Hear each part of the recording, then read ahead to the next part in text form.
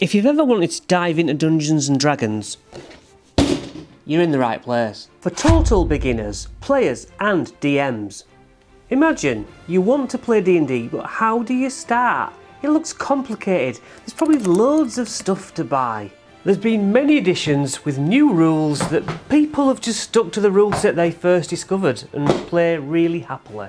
From 2014 to 2025, D&D took its most successful form using the 5th edition rule set. But a new rule set has just come in. But it's not 6th edition, it's 5th edition upgraded. Soon enough, I'll have you to a place where you too can argue about which edition's best or which rules you choose to ignore. And that's the beauty. You get to choose to ignore rules you don't like. In D&D, a piece of paper describes you using words and numbers, and then add your imagination on top. Imagine you stood at a crossroads, one arrow points left, one arrow points right. Choose an arrow, comment which way you went. I'll wait. Even if you chose in your head, I just DM'd you. We just played Dungeons and Dragons. Okay, let's try again. Are you this person or this person? This or this? Or maybe this? However you identify, you can play the game as any other sex, race, gender or monster. It's encouraged. There's all sorts of pre-existing weird options to play as. Believe me, if you dig deep enough, there's some real weird. Let's say as your character you come across a bridge, but it's blocked by a short little guy who's a goblin. This goblin is called Greg. Now okay, that name and pause was in my script, but I could have chose any name off the top of my head. There's no wrong answer, and it could just as easily have been Cyril instead. And I left that blank in my script to demonstrate me doing live DMing. So your character can't get past, and he holds out his little green paw and he says, "You're going to have to pay if you want to cross this bridge." You don't have to do the voice. Now I personally had this scene pre-written, but I have no idea what you are going to do in response. And as DM, since this is your first go, I ask you, what would you do? And what you do is crucial point number 3. You choose in your imagination, and then you tell me what you want to do. So your character should start with a weapon, but some characters are big and strong, so they could just pick him up and yeet him over the bridge. You could kick him, stab him, poke him in the eye, or just say something back to him. If you have wings, you could fly over him, but this is where the boundaries come in. You can't fly over him unless your character sheet says you have a fly speed, because you've built it with wings. So let's just take that in. You have boundaries. You are limited by the character that you create. And there are rules to building a character. But you are new to this, so you need a pre-made character first, with all the information already written. Your character sheet logs how strong you are, how clever you are, and how resilient you are. These 6 boxes log your character's basic level of those 3 things. Let's pretend we're making your first character. We roll 4 6-sided dice, and we throw away the lowest one. That equals 15. You would do this 6 times. But there's a simpler way of taking what's called standard array. It's a pre-given group of numbers which is pretty rounded and a great place to start. And also comes along with which character you're going to play individually. Now I introduce the random element of a D20, a 20-sided die. You roll this and add that from your character sheet. If your character is strong enough, it could lift a boulder and squash the goblin. Wait, what? So you rolled a 16 and you add your strength number. But the DM determined the number you need to meet or exceed. So in other scenarios, you might have rolled 11, 1, 5, 17. The Dungeon Master says whatever they imagine to correlate with your success or failure, whether you got up to the number he's thought of or whether you fell below. With 2 extremes, the 1, you fail in the extreme, or 20, you exceed in the extreme. Crucial point number 4, the dice decide your fate. And that is Dungeons and Dragons in a nutshell. But how do you get hold of a pre-made character sheet and dice starter sets. These are aimed at new people like you. They come with the dice, they come with the character sheets and an adventure, and they are excellent for bang for your buck. I mean, even people who play the game love to buy these. Yes, the D&D hobby will take over your life and your money if you allow it. Look, what if you're wiser than me and you don't just jump in with both feet? How cheaply can you get started? As for dice, you can get free dice rolling apps. Or just ask Siri to pick a number between 1 and 20 or whatever you need. Hey Siri. Pick me a number between 1 and 20. 5. It's just as random. The rest of the weird dice is for like health and weapon damage amounts. Let's make this easy. We're going to make a barbarian. He's going to be a human. And his name is... use its random generator. His biggest number will go towards his strength stat, because that is his attacking characteristic. All these numbers increase over time as we progress through the game. For now we are level 1. I recently started my players off at level 0, which isn't really a thing. I just had them play as common folk with absolutely no decent numbers. Average across the board. But this game allows for us to have much more varied array of playable characters by dividing our 6 basic categories into more nuanced subsections. And this allows us to be better at specific skills in particular.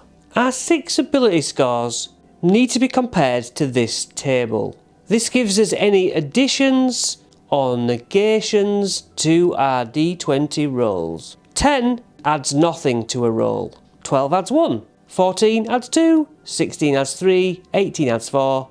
20 adds 5. But subtraction is also a key factor, so write these modifiers down. All your attempts to do something in the world will be done with a d20 roll.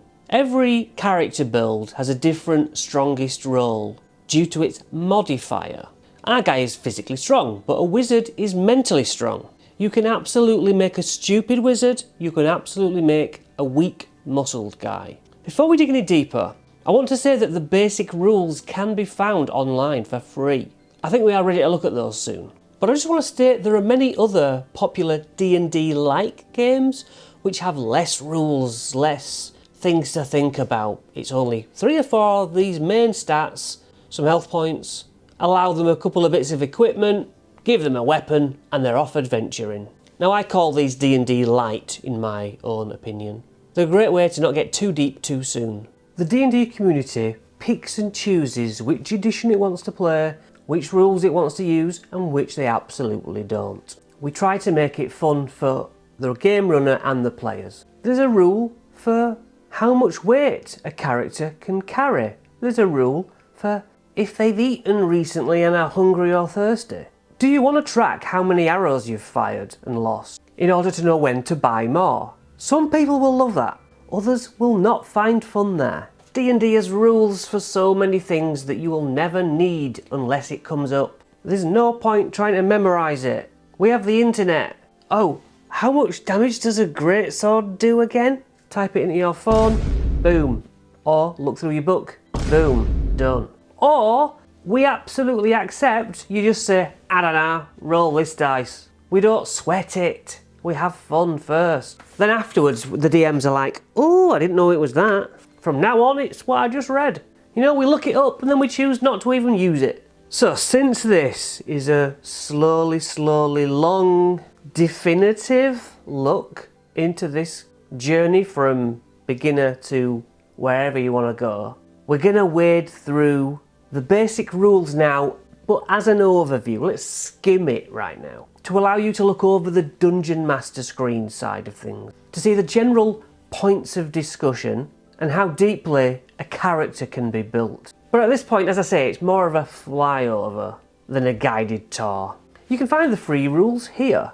D&D Beyond is the digital store for the game, at least the official one. What once used to be a pen and paper hobby has naturally moved with the times, but the fundamentals are free for all of us. The basic rules consists in 3 brackets, players, a load of information about what the players need to know, dungeon masters, a load of information about how to run the game's story side behind the screen, and the monsters, which is again on the DM side, with a load of things to throw at your players, which you would use this just fine for years. So let's go into playing the game. It talks about imagination being the key ingredient.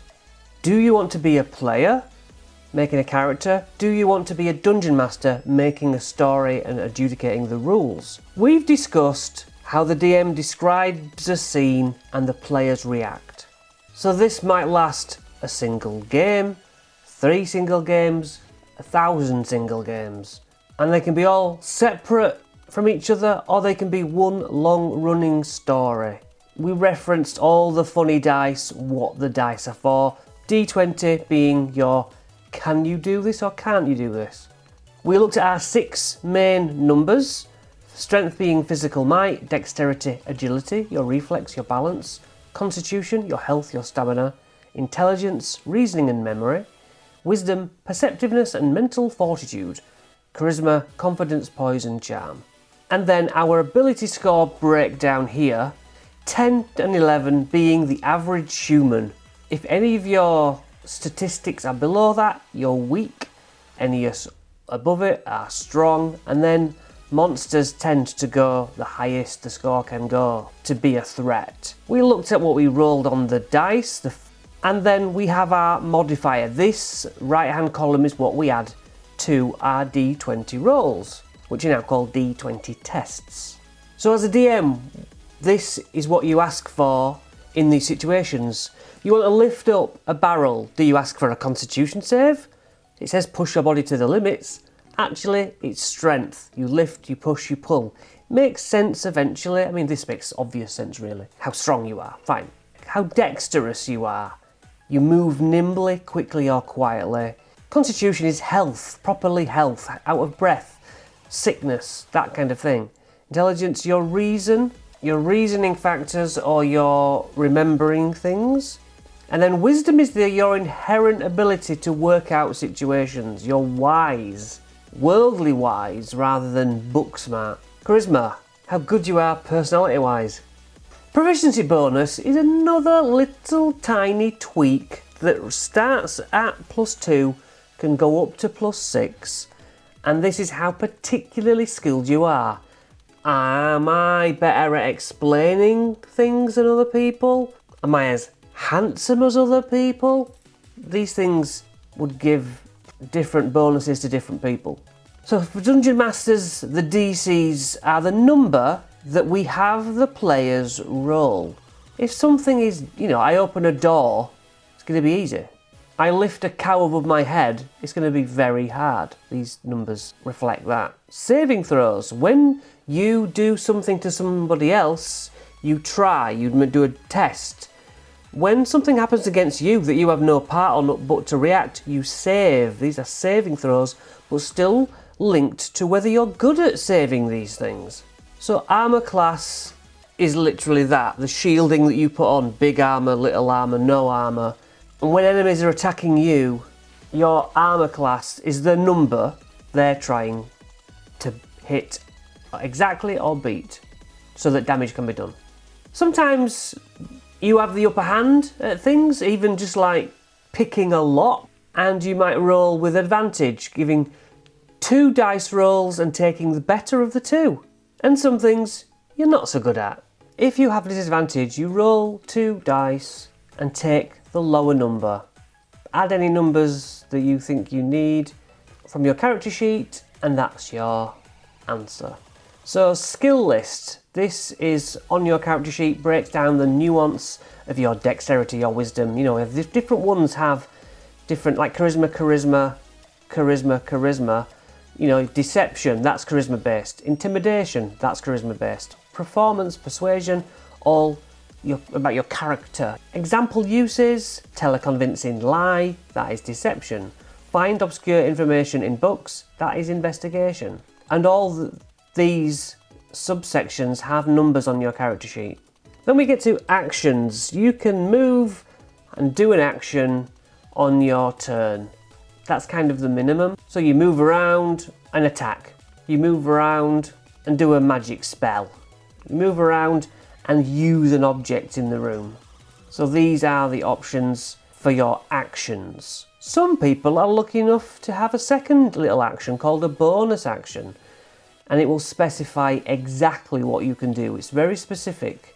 Drink a potion could be a bonus action. It's easy. You can attack, rah, and then have a drink. A reaction happens on the opposition's turn when they're attacking you, usually. They slap you around the face. You instinctively punch them back with your reaction. Then talks about role playing because it's an acting game effectively. Sometimes things are harder in dark caves with no light, or when you're hiding, carrying objects. The dangers that are inherent in the surrounding environments. The order of combat and how that breaks down. Playing on a grid rather than in your mind's eye. Because when we start using the grids, you want to know how many squares you can move. Creature sizes and how many squares they take up. Cover. It's harder to hit you if you're hiding behind a table or around a corner of an exit to the room. Mounted combat. Underwater combat. These things alter the way that fights work a little bit. But you might never need to know this. But they're there if you need them. So, dealing damage, your health will go down. It goes back up when you rest. You can drink potions, have spells done that cure you. Many ways to keep yourself alive and on your feet. However, beyond you taking half damage against things or double damage against things, that's usually monsters, you know? A tree monster takes double damage if you put it on fire. But ultimately, death might come your way. First you are knocked out, and then you make 3 d20 rolls or more, but as soon as you get 3 failures on a certain number that's needed, you'll die. For good. But throw spells to bring you back. So many different conditions that spells will impose on you, making you frightened, making you turn to stone, restraining you in one place so that you can't move. And you have to make saving throws to break out of these things imposed on you. Creating a character, kind of touched on this. Lots of different tables which really flesh out who you are, your backgrounds, where did you come from, what are your extra special skills, what languages do you speak, how are you describing yourself. These are some handy roll tables. How attractive are you almost? Alignment, are you good, are you charitable, are you evil? A roll table to randomly determine what sort of character you are. You can start at level 5, 10, you don't have to start at 1, it just makes more sense. But you can also multi-class. I want to be half sneaky boy, rogue, and I want to be half spell crazed wizard, or wizard rogue. You take half of both of the things that make up those classes and see how you go. So spells are limited by how good you are, what level you are. You know, level 1 wizard and a level 10 wizard, those level 10 wizards will be able to cast better, stronger, longer lasting spells than the level 1. And that's why this table goes down through the levels and these numbers of stronger spells goes up. That's another whole can of worms. So we're gonna make a barbarian in theory, weren't we? Our primary ability being strength, that makes a lot of sense. Our hit points would be based around a 12-sided die. If things are done to us by monsters and enemies, then our strength and constitution rolls would be better than all the others because we're a brute. We're extra special at 2 of these. We get to choose animal handling, intimidation, that sort of thing. What weapons are we better at? Well, we're huge, so we can hold bigger sort of weapons. We even get a choice of starting equipment, or we can have the money and buy it that way. And at level 1, we have some things that we're a little bonus of +2, some things we're better at. And a barbarian is known for its rage. Rage says that you go, "Ah!" and you just have a little bit of a boost for a short period of time. Unarmoured defence, you might be not wearing a lot of armour, but you're a barbarian, gives you bonuses. Weapon mastery, you're not a magic user particularly, so you're extra specially good with certain weapons. And these things go up and up and up. You get more and more added to your character as you adventure, and you just become cool. Breaks down for every single thing that you get, and this is just barbarian all the way up to level 20.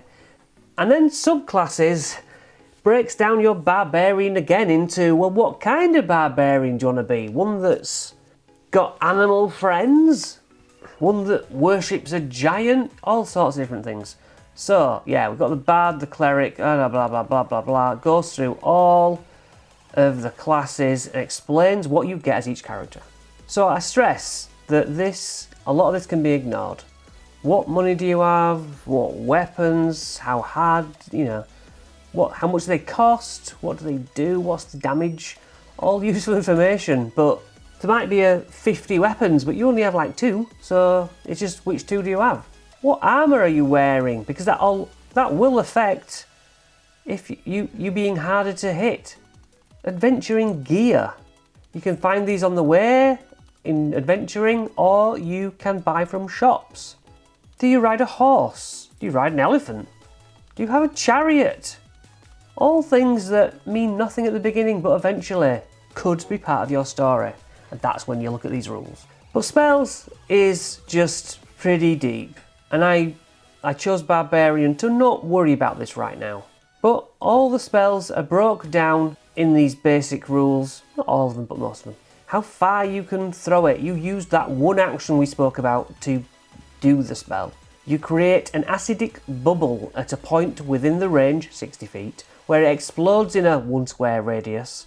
And everyone in that zone has to make a dexterity save, because you're doing it to them and they're saving what's being thrust upon them. Or they take a 1d6, meaning you roll a d6, it could be 1, 2, 3, 4, 5 or 6 acid damage. And you can make those better as you level up. Then at the end of the rules, we've got a rules glossary, which gives lots of the word meanings for what on earth we were talking about. What's alignment? What's the area of effect? The armour class? Yeah, you can just go through all these terms, like flying. You know what flying means, but it's a really good way to learn, and it's free. Alright, so in this part, we're going to go on D&D Beyond and just go over character building digitally. It's easier. And then we're going to look behind the DM's screen to see what it's like to plan our first encounter from that side of things. So if I go to Tools here, that brings up the Character Builder. That's all we've bothered about for now. I'm hoping I have a space to do it. So, we don't want pre-made, and quick build is probably what I'm after. Or, yeah, okay, we'll go beginner. Create a character using step-by-step approach. We're going to build a barbarian, we decided. So the first step, choose your class. We're going to be a human barbarian. Ah, yeah, so it specifies the 2014 rules there, but I'm going to go this one. Right, so, level 1, my hit points is a d12. It's given me the full 12 to start with. Okay. And then we get 2 choices. So we click the drop-down menu. My best ability is strength, so that's kind of obvious, really. A hit point die, d12 to get our health worked out.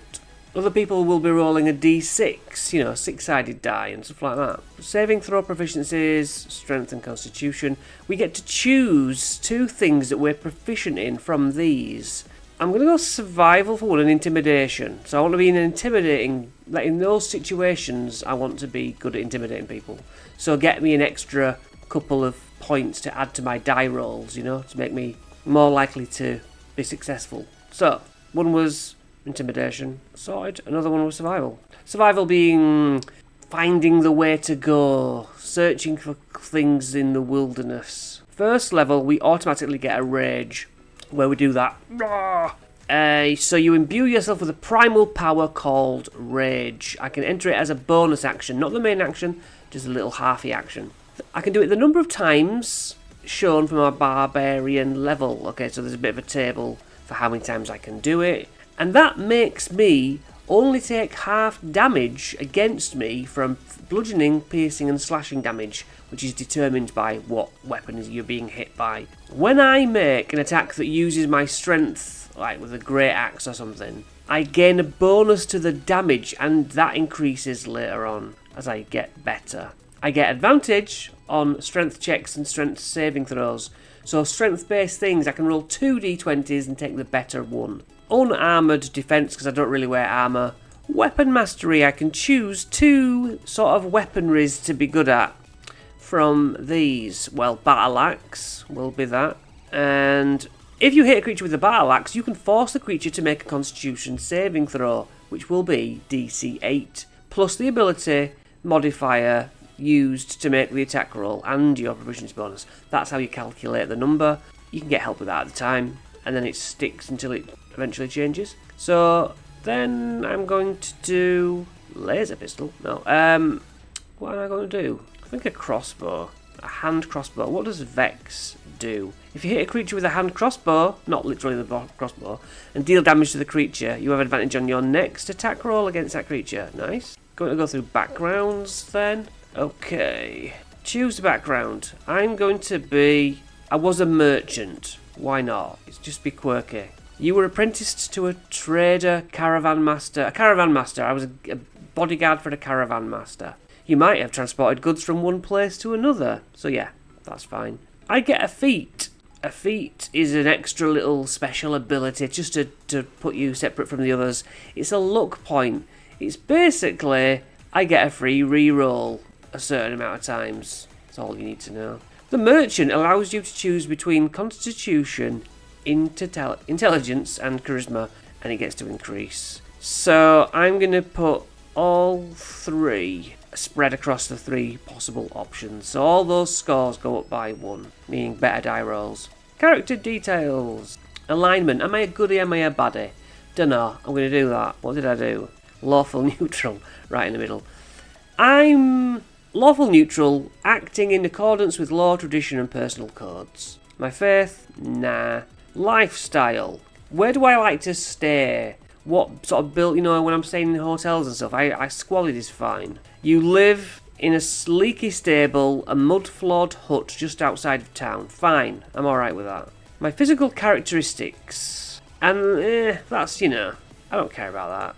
But you could go to town on it. It tells you what's coming up, but let's go straight to it. Right, my origin. Let's look at the options. The latest player's handbook. My species. I said I was going to be human. I already said. So I'm a human. I'm resourceful. I'm skillful. I'm versatile. Confirm. What size am I? Medium. My speed is 30 feet. You know, that's 5 foot for a square on the map. So that's 6 squares. Resourceful. I gain heroic inspiration. That's the free reroll. But I get it after every long rest. Choose a skill. I want to be good at medicine. So out of all these skills, I'm going to choose medicine. Give me a little extra boost if I'm trying to heal a friend. Choose another different feat. I think I'm going to go for healer. Why not? So you gain the following benefits. If you have a healer's kit, you can expend 1 use of it to help a creature out who's dying or ill. That creature can expend 1 of its hit point die, and then you roll that dice and it regains health points. They can muscle up some fresh health as they're down on hit points. Healing rerolls. You can reroll 1 of the healing dies. That's good. If you roll poorly. Languages, blah blah blah. Common. Oh, hey, sign language. Can I choose sign language? Select a language. Sign language. Awesome. Didn't know that was never seen that one before. I'm gonna go. Why not? Right. So we talked about the standard array. I would like to do the standard array. Rather than rolling all the numbers, I'll let it sort itself out. If I can find where to do that. Choose a method standard array. Beep boop bap. Strength wants to be my highest score. Constitution wants to be my 2nd highest. Then it's really split over how dexterous I want to be and my brain power and my charisma. Usually you would probably... one of these is going to take my lowest score. And I don't want it to be... I'm going to be dexterous. I'm so muscly. That's going to take the 8. Yeah, I know.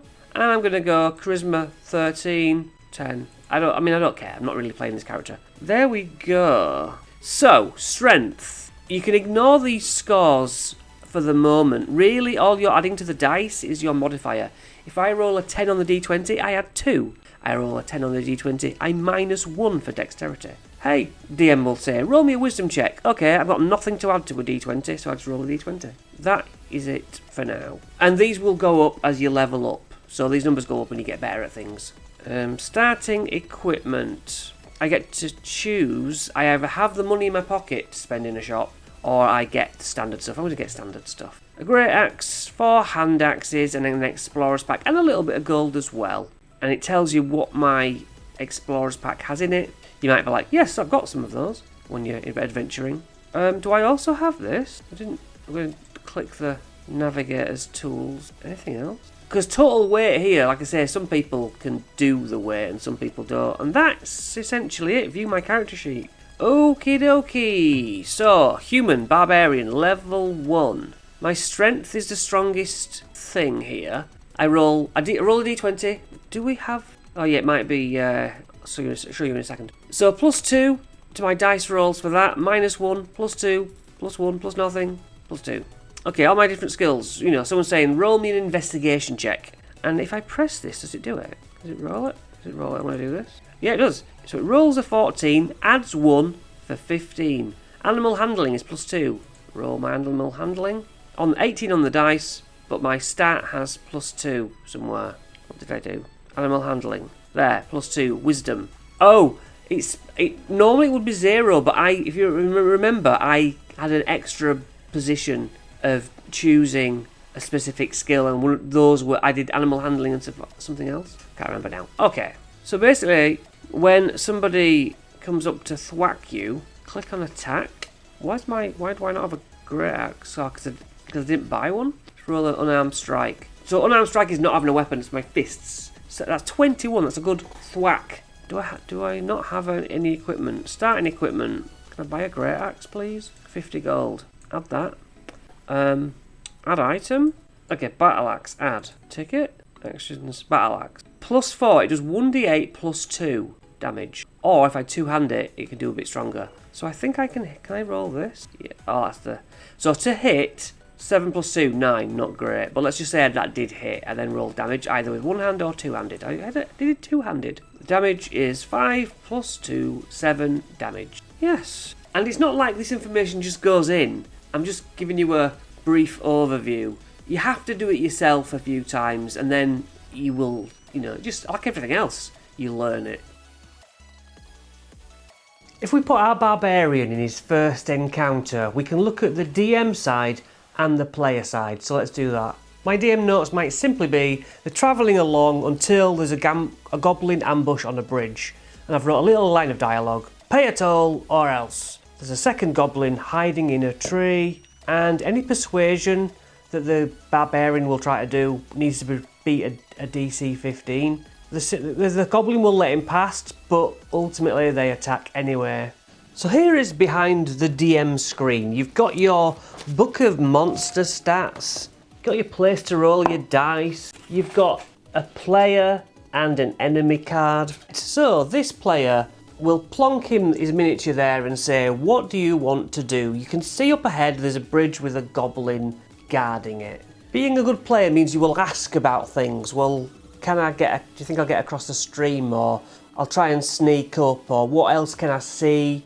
You might roll for a perception check to spot a second goblin in that tree, but he probably won't ask for that. So let's say that he sneaks up a bit closer. Let's use his character sheet. So this would be a stealth roll. Stealth is -1. I literally got 1. So let's say that he stumbles and falls over and says oof, steps on a twig, or the goblin just happens to look his way at the right time and see him, and basically the jig is up. But this guy ain't going to attack, he just wants money. Now you don't need all this stuff, I just like it. You can get removable stickers, you don't have to have 3D nonsense like this, but come on, it's just the best, isn't it? So bang our tree back. What does the goblin do? Nothing, he waits. Okay, player, what do you do? Well, I've already fluffed sneaking, so we're not in combat, I don't need to count squares. I come right up to him and say, what's this all about? I demand a toll, or you can't cross. Well, I'll just go across the water. Well, I'll shoot you. Okay, so there's maybe a persuasion. You don't want to get wet, so there's a persuasion roll. The DM thinks, okay, it's going to be a DC 14 to persuade this goblin to move. You check your notes. You rolled a DC 15. It doesn't matter. Nobody knows what you're doing wrong behind your screen. So yeah, DC 14. Persuasion. He's got a +4. He's good at persuading. I'll click persuasion. He's got 20! Okay, he persuades him. The goblin is like, fair enough, don't want to get beaten up. As he walks across, this goblin shouts, "Nudger!" And the second goblin reveals himself. Not literally, reveals himself. So now he's fenced in. We need to roll initiative. So there's a -1 here, click that. 16 is the initiative roll. My goblin warrior adds 2 to his initiative roll. Boom, 16. So I think the barbarian goes first, and then him. So I read left to right. Barbarian, what do you want to do? Looks at his weapons probably. He's got a punch attack or a battle axe. So he's not going to get the guy in the tree. Okay, I'm going to turn around. I'm going to smack this goblin. To hit the goblin, we're looking at AC 15. Armour class 15. Barbarian's got a battle axe, he does +4. Click that. 16, it beats the 15 it needs. So now we can roll the damage. 9 damage, bang. You can take standard 10 for the goblin health, or you can roll 3d6, 13 health. I've forgotten what damage the barbarian did, let's say it was 6. So he's got 7 health left. But this is only goblin number 1. Goblin 2 has 13 health still. So both goblins go on the same turn. So the one near him is going to attack for +4, and the one in the tree is going to attack for +4 with a ranged short bow. So the armour class is 11, that's the number I need to hit my barbarian. +4 with a scimitar. That's a miss. Okay, arrow from the tree boy, that's 15, that's 19 to hit. Which does, the scimitar misses, but it would have done 5 average damage, or you could have rolled 1d6 +2. This guy did hit. I can either do the standard 5, because it's quicker, or roll 1d6 +2. Let's roll it. So 6 +2 is 8. So since we've got the app, we go to health points, 14 out of 14, up to 8 damage. Down to 6 health now. So as Dungeon Master, you've got to kind of listen to how damaged your players are and think, should I have the second goblin just run away? Should I add more goblins because the fight's going too easy for them? It's all about being fluid. And obviously, normally, it's not just one barbarian. You've got 4 other players or something like that to heal each other. Of course, if you're playing without maps, there's always the question of, well, how far away is the goblin and what can I see? But works just as good. But of course, it's alright for me playing at a table with all these miniatures and maps. And in case anyone asks in the comments, where did you get those maps from? Loki Battle Maps, these ones. And the link is in description, as well as Roll and Play Press's maps, also great. Link in description. There are ways to play online. Literally, you can just jump on a WhatsApp or Facebook video messenger and have a conversation like we are now, but you can't beat it in person. However, if you've got no other choice, there are places to play online which are designed for the game. So yeah, on D&D Beyond, we can find tools and maps. So this does require a subscription, but to be fair, pretty damn cheap. And this is how it looks. I've done a video on it if you want to look for my video on maps. Yeah, you just add your scenery, and there's quite a lot of work, you see. I like things done for me, although the stickers work well for me also.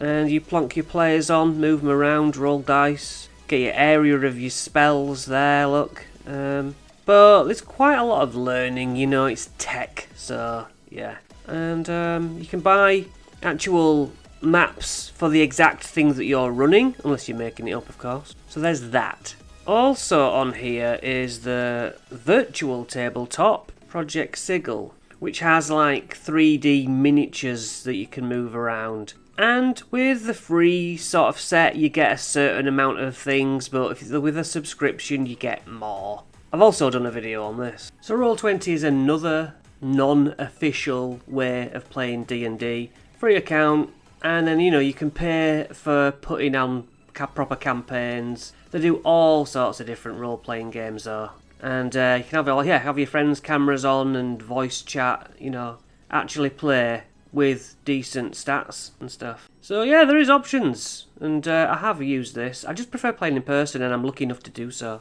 So those are the areas you can play online. But let's just say you're all set, ready to go, either digitally or in person. How do you be a good DM? Let's check that out.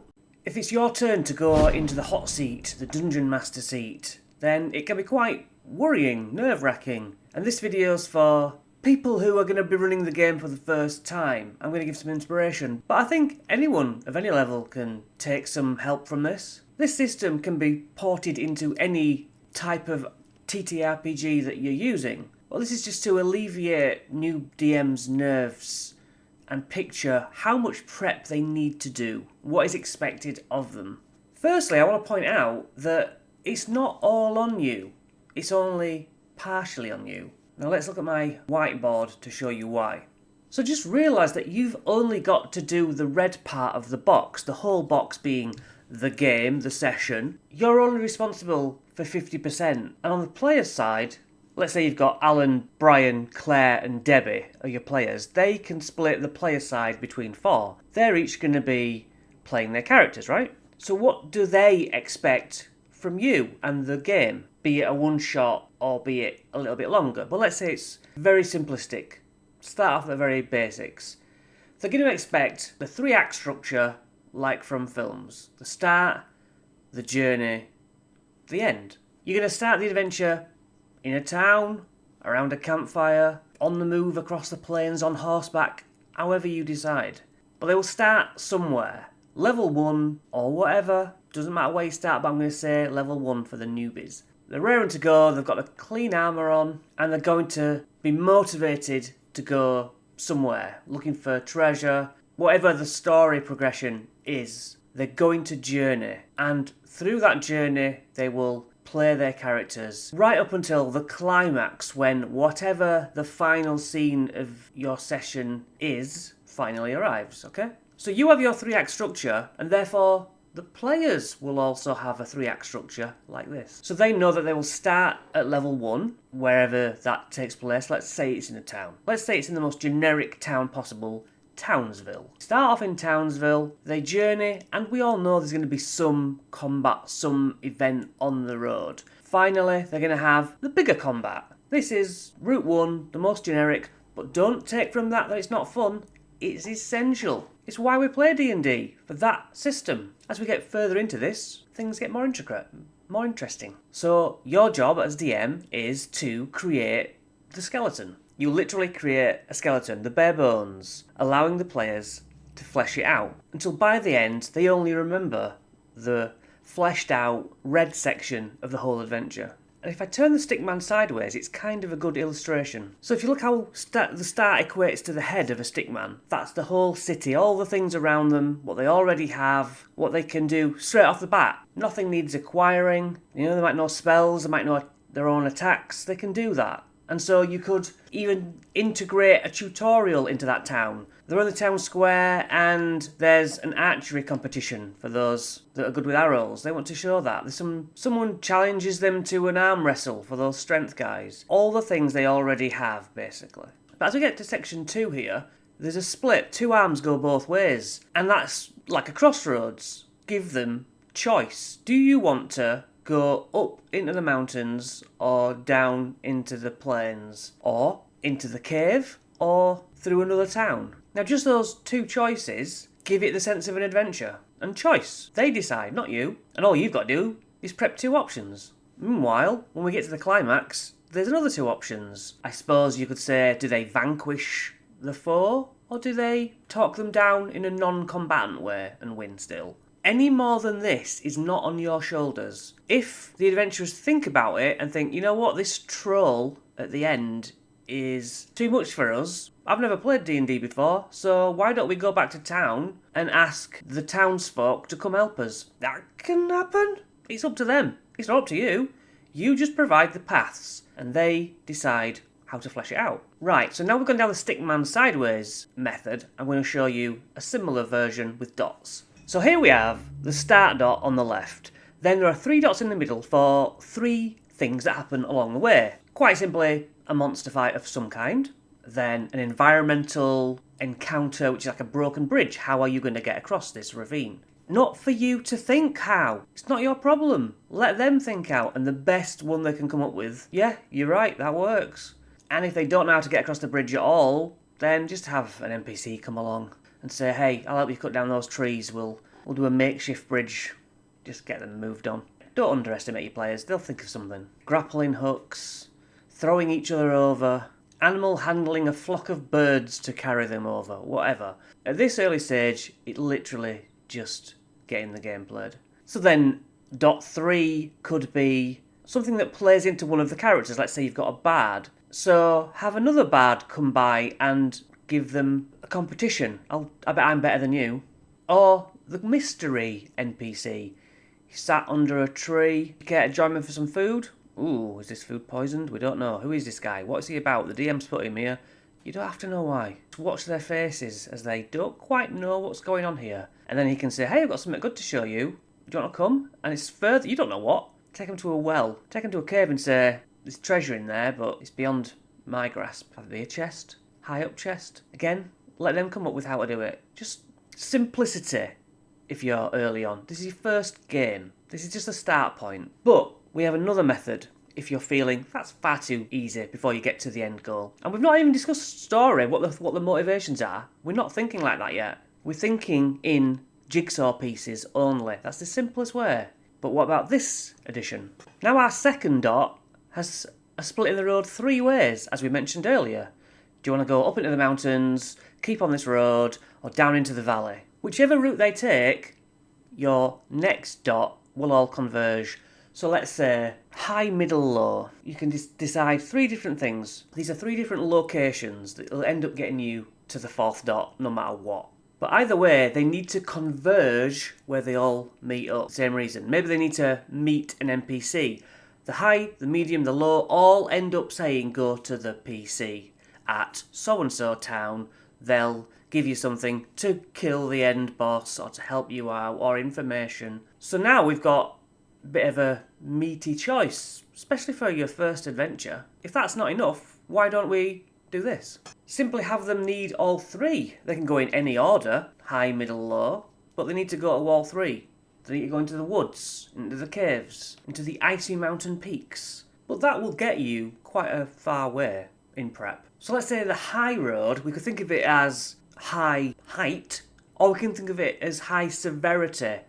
That is a hag up in the mountains that's dangerous, lives in an old witch cottage. Medium one, a pack of goblins. 2 more goblins than the entire party. Or the low one, maybe it's just bribing a bridge troll. Give him a bit of money, safe passage, well done. You took the easy route. But now, let's go a bit further. We could follow these routes, up these diamonds, take the red path, a completely different set than the black path. They can go backwards and forwards, and it's choice is all it is. If you want multiple sessions, you can use this method. It might be a bit too much to use every single option here in a session, but obviously if they once they take a route, it disappears. Let's say they choose the middle route from the first dot. Then they have to take the red, and they simply can't go to the middle dot. So then we branch off at the next dot, so there's option again. And that's as simplistic as I can say for your prep. Another illustration I would like to make. So I think of these as plates on a table. The DM black plates are the ones that you've come up with. Go to so-and-so, get this. You'll need it because you're going to fight an ice troll, so this thing hurts them more. That's one. Secondly, there's a discount at a store in this town. Go there. But then the red plates are the ones where the players go, you know what I might do? I think I might go have a word with the city guard and ask them for information. All of a sudden, they're making their own plot points. That's the idea. I'm going to go pray and see if my gods can give me some sort of clues for the quest ahead. You're doing 50% again, like I told you. So let's look at the difference between new players and old players. So just look at the black area. You're the DM. You have to do your set amount of work, as we've just discussed. Now look at the new slight sliver of red. The new players will possibly give you very little back. They're just being told where to go. They'll go dutifully. They won't come up with their own things. They'll just say, oh, we got to go see this guy. We go see this guy. That's it. So you'll feel like you're doing 75% of the work, talky, and they're doing reacting, basically, for 25% of the game. New players need leading. But think about this.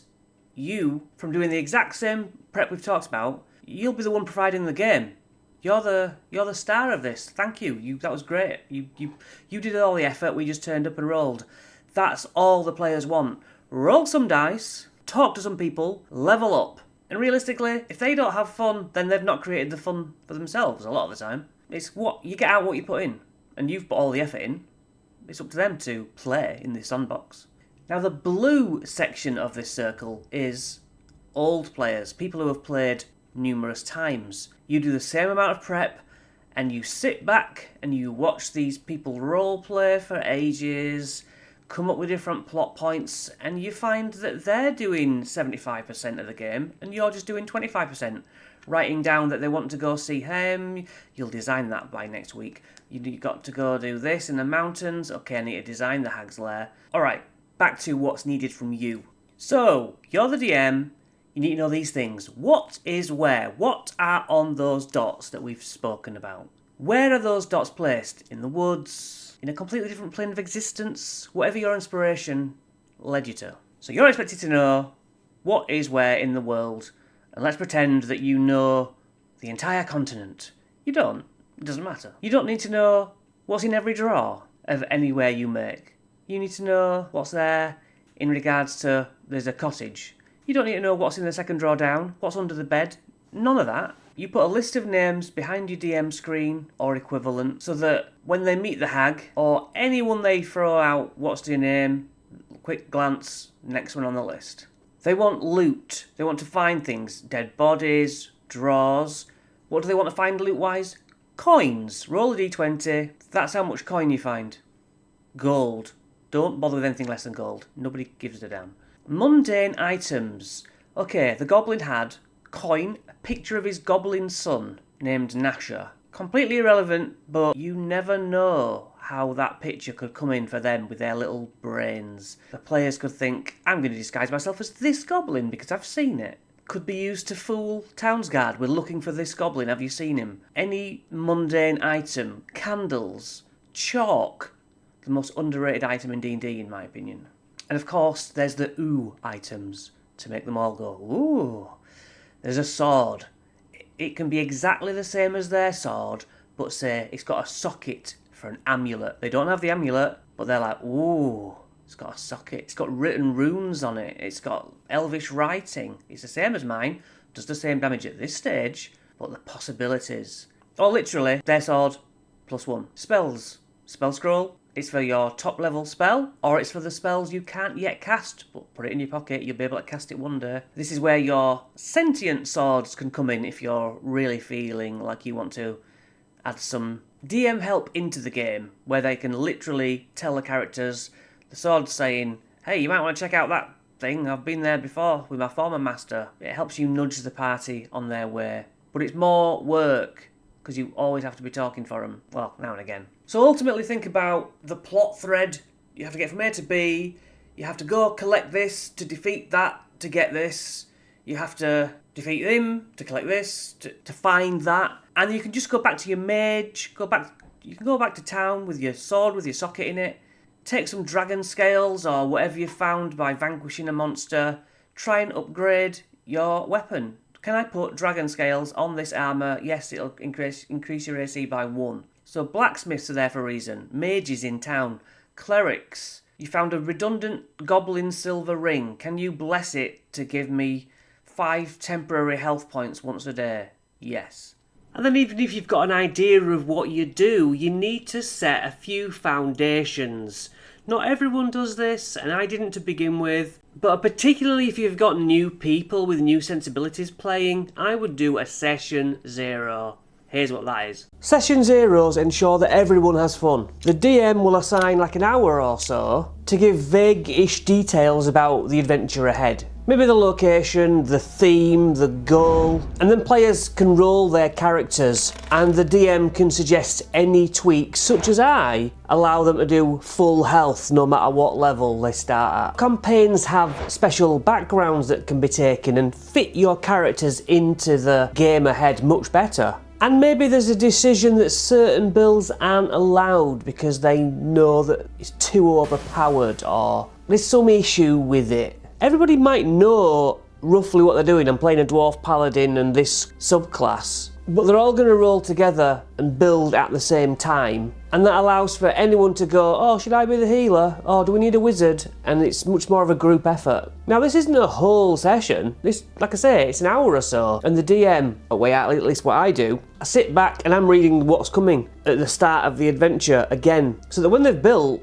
and we move on to safety tools, it's like, in my game, I know the players, and so it's like, look, don't really want swearing, don't really want sexual undertones. Is there anything else that somebody doesn't want?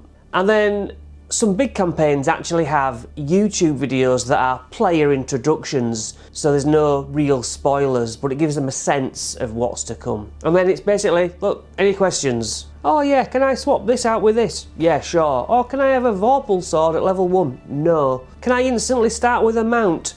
Up to you. And if you don't want to get into the adventure proper, just bang those built characters, boom, into a location, village, mountainside, give them some test dummies almost, or, you know, real monsters to try out their weapons, their magic, decide whether they're happy with it, just by literally making it up on the spot. Think of it like a tutorial in a video game. But as I say, I'm usually ready to go, so if there's half an hour left, or an hour, or 2 hours, I'll be like, right, everyone's cool, we start. And we're in. Then it's just a case of, look, any backstories that you're going to do between now and the next session, let me know. And it's as easy as that. Once you've sorted your session 0 out, you need to think about what are you going to run, and I would suggest starting with one-shots, which are very short tester adventures, normally wrap up in one session. There's free ones on D&D Beyond, there are third-party books, there are official D&D books where you can get them, and you can do one-shots, like chapters of a larger story, so they can all like link up. How to run a one-shot. One-shots come in books like these, and they generally scale from early levels to later levels, so these can be useful for one-offs or filling out a session as and when. But as a DM, and you're creating one, think of 3 squares, create a simple goal. Rescue the thing, steal the thing, destroy the thing, start box. The characters are in this bit, they get the mission, guys, you've got to go and do this obvious thing. Cool. Second, obstacles. Oh, there's some monsters. Oh, there's some puzzles. Oh, we have to roleplay our way through NPCs. Or we have to set up the ambush, the attack for the final thing. Cool. Move on. The final thing. You're at the volcano. You have to infiltrate it. You have to destroy these group of minions and then big boss. Hooray, you've done the thing, you win. I run 3-hour games, so I could set a clock. Hour timer. Am I ahead or am I behind? Hour timer. Am I ahead or am I behind? And then wrap it up by the end of hour 3. But you don't know how that time is going to run with the players or with you and your nerves maybe. So between the 3 big blocks, I'd have 2 little blocks separating the thirds. They can slow the game down, they can speed the game up by taking them out. And they can be implemented, not affecting the story, used later on at a different game. You know, travel ones like, oh, there's a bridge and there's the ogre wants a toll, how do we get around it? A leprechaun wants a thing and he'll give us a +1 to our weapons if we find these mushrooms, and he'll concoct. That can take as long as you can pan it out, or just drop it, you don't need it, and they go on to the next bit. Now for players, you can give them ready-made characters if they're newer, or you just want to speed things up. Look, you've got 5 characters, which one do you want to be? Or you can listen to their builds and say, I'd rather you played between these parameters of your character build. I don't want you flying all over the place, I've not built it like that. So then house rules are implemented. What house rules do you have at your table? As I've discussed in the session 0, I do things a little bit different. Like crunchy crits, it's max dice rolls plus you roll your dice on top. I have a D100 table for natural 1s and natural 20s, just to give some extra excitement when they happen. But focus on one goal. You're going from A to C and we're done. It could set up a future game or the next one-shot. You've got your baddie, there's your first wave of minions, Oh, they came through them. Okay, here's the second wave of minions. That wasn't the real big bad. Pfft, this big bad's the real one. Oh, this big bad is killing them. Then some NPCs come in and help and, you know, back up reinforcements. Oh, you win. Or, oh, you all died. That's fine. It's a one-shot. Don't bother with intricacies. I think that's my advice. And as we looked at in our little game we did behind me with the barbarian and the two goblins, it's difficult to always know the danger to put against your players, so we need to know a little bit about balancing encounters. Tips for balancing encounters. The issue being that sometimes you don't know what to put in combat with your players, right? You don't know if you're going to TPK them, total party kill. Generally speaking, you don't want to do that. Sometimes, Sodom. Your first thought is probably this. The Watsy way. In the Monster Manual, it gives a suggestion that 4 3rd level PCs should equate to 1 Challenge 3 monster. You probably already know there's balance issues in, well, any game like this, but I'm going to show you how to ride that wave. If you're new to this system, for example 5e, and you're happily sat prepping for what lies ahead for your players, you will probably think of this. 4 players make the party, all, let's say they have 10 health each. So every player with 10 health equates to 1 monster with 40 health. Makes sense, they're equal in health points. Anything that is equal and just takes it in turns hitting each other, you would understand seems balanced. But that's not taking into account player economy. This 40-point monster will have its turn, and then it's someone else's turn, and someone else's turn, someone else's turn, someone else's turn. It doesn't get a go for 5 rounds, it just sits there getting slugged on. The nuance being that, of course, that's not really how it works. It saves, it can retaliate with reactions. But let's take goblins and their cousins, for example. A goblin has a challenge rating of 1/4. Maximum health is 12 health points. If a goblin boss is challenge 1, that is equal to 4 challenge 1/4 goblins. But look at the health. You would think 4 12s equal 48 in that method. But challenge 1 goblin boss has 36 health, less than that full total.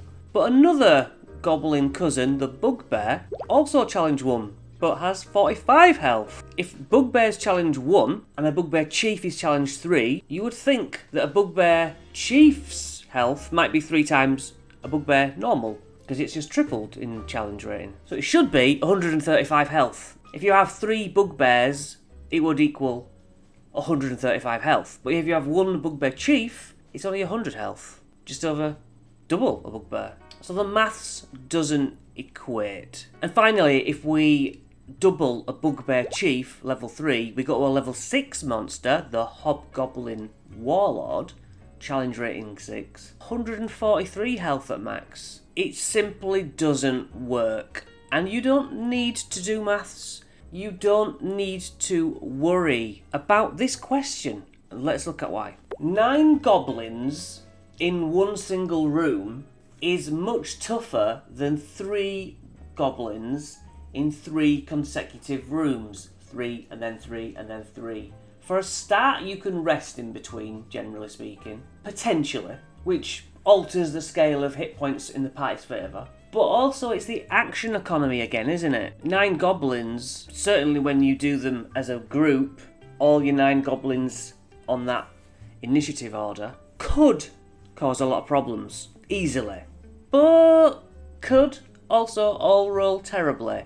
Let's be honest, it's somewhere in the middle. Averages are average because that's the most likelihood of what happens, particularly with groups of enemies. The numbers just equate, spread out, get to that middle line.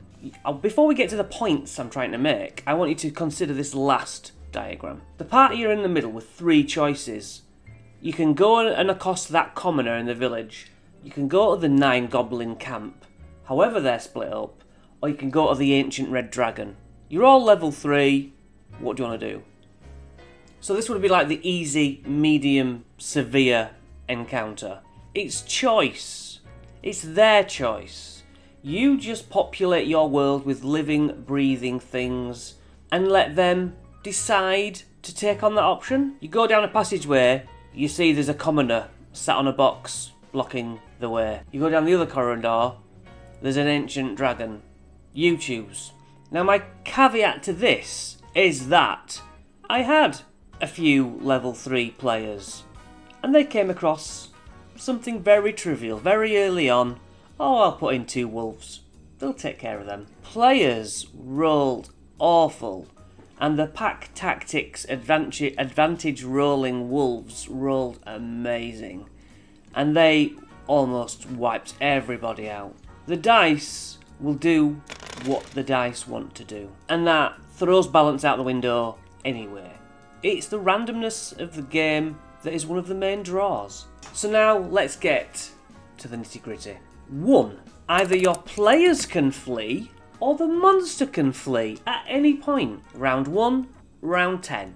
If my players chose to go up against an ancient red dragon, just like a human being will run away from a bee, sometimes it's just, oh, that stings, it's a nuisance, I'm going. The bee wins, you know? So the ancient red dragon could think, I'm just not in the mood for this. Some tiny little lice are annoying me, I'm gonna leave. Lesser monsters, survival instinct. An owlbear might start with good game, 2 rounds, and then think, oh, to hell with this. I'm out of here. This hurts. Any of your monsters don't have to fight to the death. It's better if they all don't. Variety is the key. 2. There on the stats, it says, in brackets, what to roll for the health. Every single monster in your world, be it 1,000 goblins, you just keep rolling those health, and there's variety. You might have an easy goblin, you might have a hard goblin. That goes for any monster. So you could roll random health, as I say, or you could just choose. Now, in my game, I do full health. I do full health because I want the full expanse of what my players can do and what my monsters can do. That is a choice we make, and it's right for us. No need to comment. Or you can just not really give monsters health. What were you thinking? Yes, you fight until you feel like the combat's gone on long enough. The next blow will fell your beast. No counting needed. It's the moment, it's the experience, it's the allowing the players to do their cool stuff and be on to the next thing. Now, your players are not the only people in the world, so other people could help. Walking by, townsfolk, the guards, NPCs. The players can often conjure help, summon things. If they use their tactics and strategies right, they can swing the odds in their favour if your monster's too strong. You know what, guys? I think we need a few swarms here. We think we need new wild shapes, temporary hit points, whatever we can conjure. Next, that's not the only monster in the area. Quite often, like, I'll give you an example, some of the Jurassic Park films will have suddenly a second dinosaur jump into the first dinosaur and help out the players in a way, but not meaning to help the players. A distraction, food runs by, that big monster starts attacking that instead. A distraction is what I'm saying. Or the fight will trigger environmental effects. What about a sinkhole going through the floor into a pit, falls the monster, rain down attacks on it from above, or a rock fall? Or what about, as they should generally be, cover? Give your players something to buff their AC with. If they stand out in the open and you've provided cover, I don't care if it's balanced or not. Those players deserve what they're getting. You could, if you wanted to get into the nitty gritty, look at what is the average damage output for the party and what is the average, per turn. The average 2 claw attacks is 9 plus 9, it's going to be probably 18 damage. If using averages, the dice rolls generally do average out 18 damage for this monster, right?